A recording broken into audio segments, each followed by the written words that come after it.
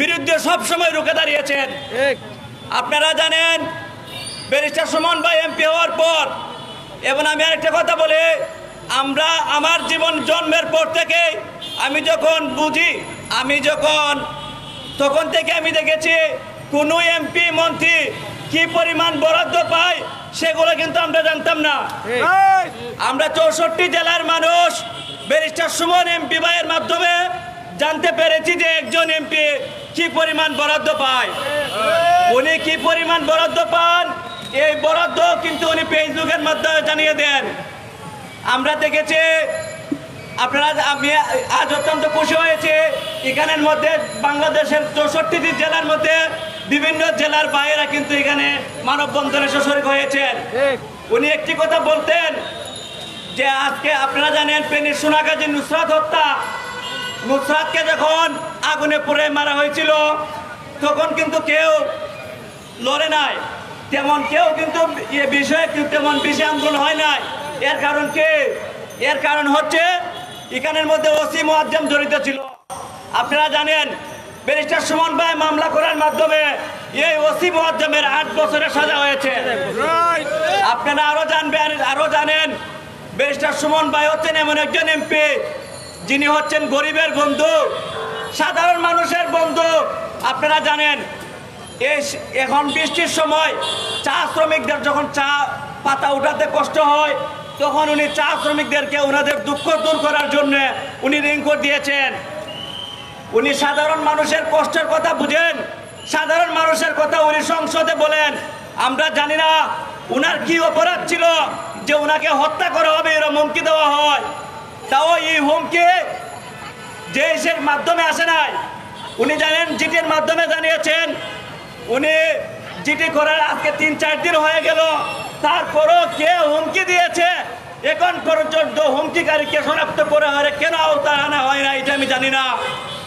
সরকারের কাছে আমার অনুরোধ, অতি শীঘ্রই তদন্তের মাধ্যমে যিনি হুমকি দিয়েছেন তাকে যেন আইনের আওতায় আনা হয় এবং তাকে যেন গ্রেপ্তার করা হয়।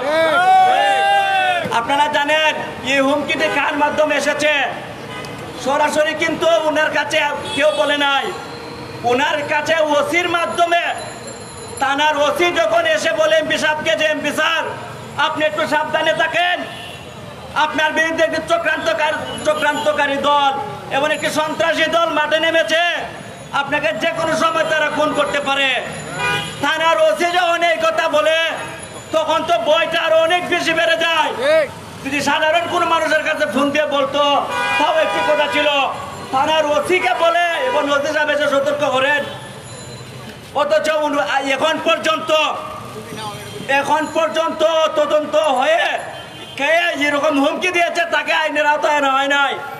অত্যন্ত দুঃখের বিষয়। কি বলবো, এরকম একজন সৎ মানুষকে যদি, এরকম একজন সৎ মানুষ এবং গরিব দুঃখী মেহনতি অসহায় মানুষের পক্ষে যিনি কথা বলেন, উনার মতো মানুষকে যদি এইরকম হুমকি দেওয়া হয়, এবং আজকে প্রায় 3-4-5 দিন হয়ে গেল, কে বা কারা হুমকি দিয়েছে তার নাম পর্যন্ত আমরা সামনে এসে বলতে পারি নাই। প্রশাসন, আমি প্রশাসনের দৃষ্টি আকর্ষণ করে বলছি অতি শীঘ্রই এটি তদন্তের মাধ্যমে সামনে আনেন, না হলে আপনারা দেখছেন এখনো কিন্তু শুরু হয় নাই আন্দোলন।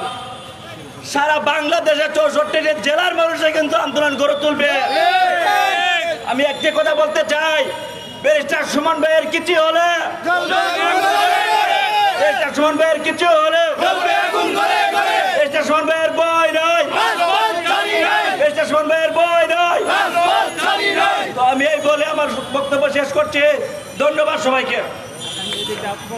ও এই পর্যায়ে আমাদের ব্যারিস্টার সুমন ফুটবল একাডেমির একজন আমার কোচ এবং সাবেক বাংলাদেশের জাতীয় দলের ফুটবলার রাজ্জাক ভাইকে বক্তব্য দেওয়ার জন্য আমি অনুরোধ করছি।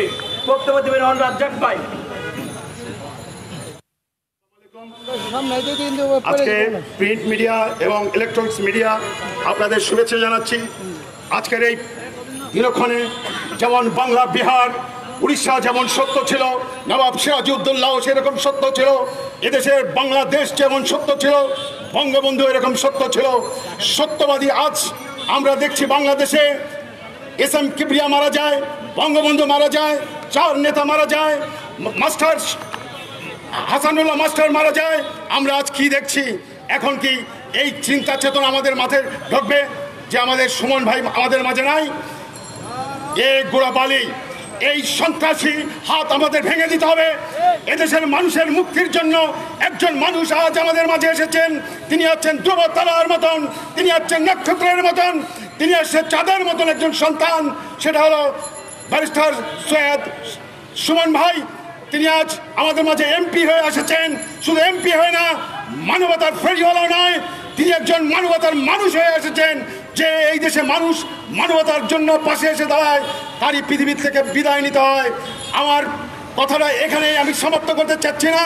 আমি সমাপ্ত করতে চাই, বাংলাদেশ, বাংলা ভাষা যতদূর আছে, যে দেশেই বাংলা ভাষা আছে, ব্যারিস্টার সুমন ভাই ততদূর সেই দূরেই থাকবে না। শুধু তাদের অন্তরের প্রাণের মধ্যে আমাদের ব্যারিস্টার সুমন লুকিয়ে আছে।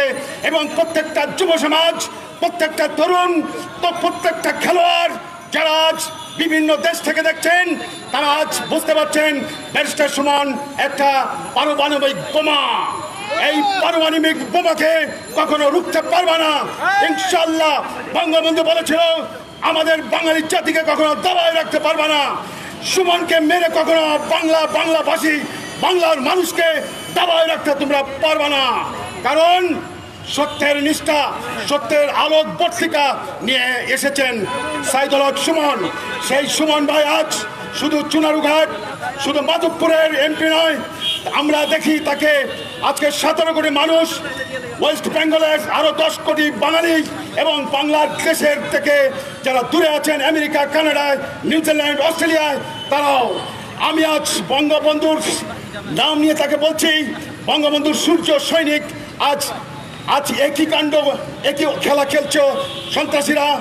আজ আরো কথা বলতে চাই, সেই কথাগুলো হলো, আমাদের যেমন অ্যাডিডাস একটা ব্র্যান্ড, নাইকি একটা ব্র্যান্ড, পুমা একটা ব্র্যান্ড যুব সমাজের জন্য। আমাদের সাইদুল হক সুমন এমপি একজন ব্র্যান্ড যুব সমাজের জন্য।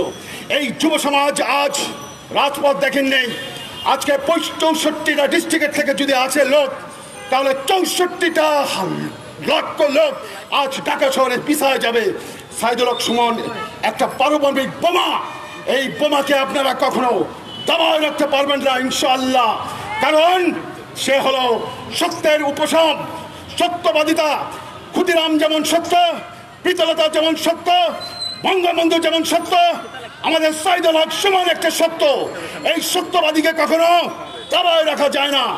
ভাইরা আমার, আজকে আপনারা সত্যবাদিতার জন্য আপনাদের রক্ত যদি থাকে, তাহলে একটু গরম হন, উচ্চারণ করুন, জয় বাংলা, জয় বঙ্গবন্ধু। সুমন ভাইয়ের কিছু হলে, সুমন ভাইয়ের কিছু হলে, সুমন ভাইয়ের ভয় নয়, রাজপথ ছাড়ি নয়, সুমন ভাইয়ে আমরা আছি।